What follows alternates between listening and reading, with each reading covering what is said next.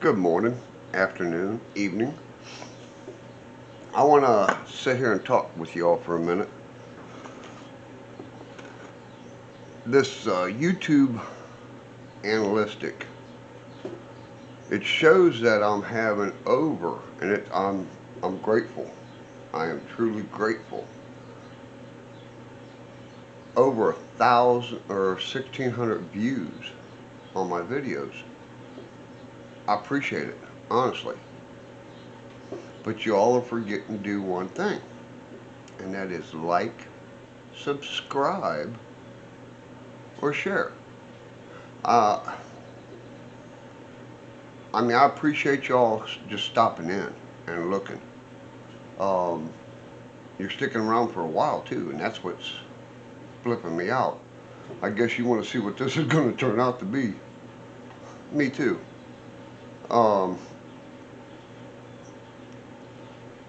it's been a very enjoyable ride so far on this. I'm not a first time mechanic. I'm 60 years old.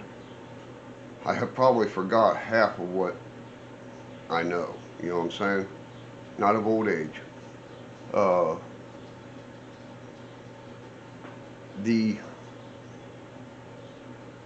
my first rig was a 74 Gremlin sitting on a CJ7 or CJ5 chassis, 350 4-bolt main, 400 turbo, and an Atlas uh, two transfer case. Uh, 1 tons on it. I mean, it rocked. It would fly.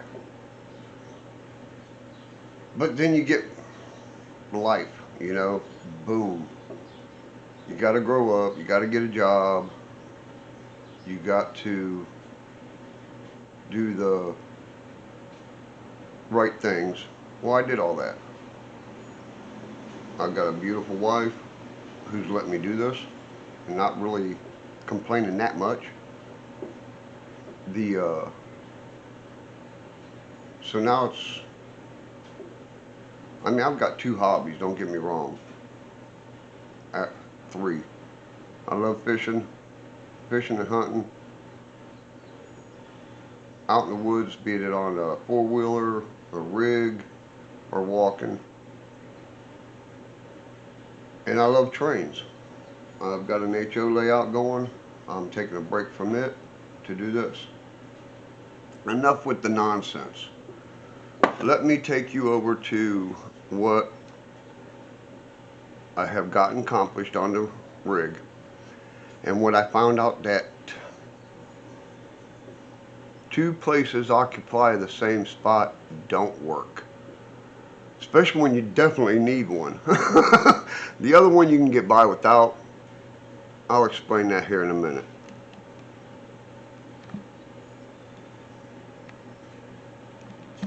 If I figure out how to pause this thing.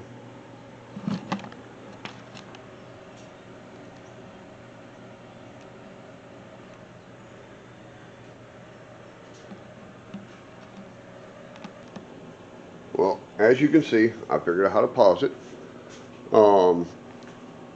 The engine is in. Let me stand on this side because that light's too bright on that side because of the outside light. The engine's in. It's sitting on its own weight. I left that hooked up overnight just to see if my welds held. She is sitting on her own weight. The spot that I was talking about, right there, that's the oil filter, oil pump. Power steering pump goes right here. So that means I have to go full hydro. I have moved the engine back all the way, and oil pan gets in the way. I move it all the way midway, where it's at now. I'm able to get my axle underneath it.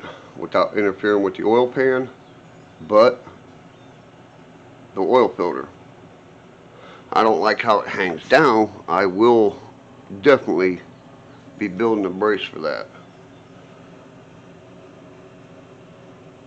Okay. Um, that is the only issue so far, was that. Because if I move it back this way, it literally sits on the oil pump, oil filter. I move it up a little bit, I move it back a little bit. The pitman arm right here rubs on the back of the oil filter. So that's my dilemma. Yeah. The oil the oil pump will go here. Alternator still be down there. I don't care for that idea, but this wiring I had my main wiring harness in before I made the motor mounts.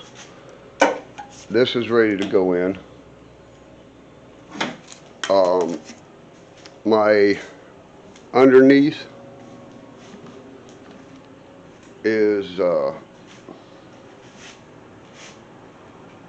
let me show you. Okay.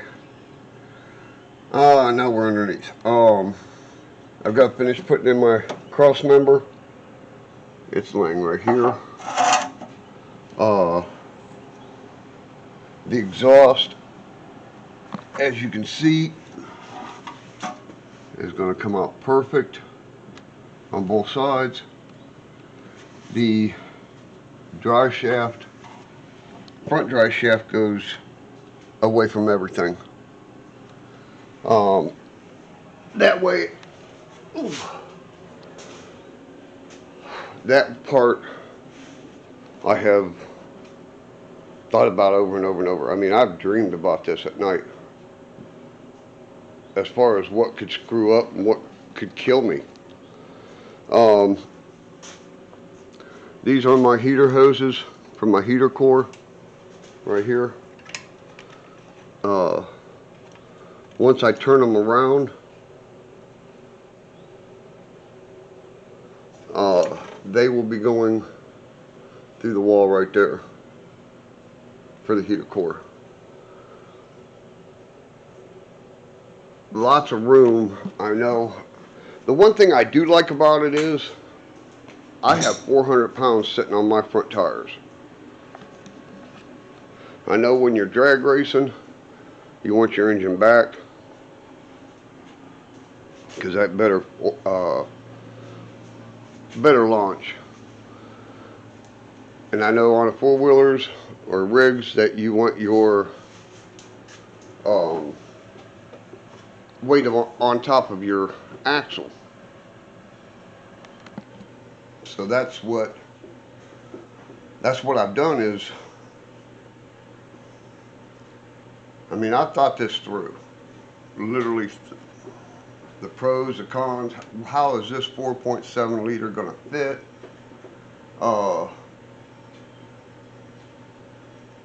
The motor mounts you gotta make, transmission mounts you gotta make.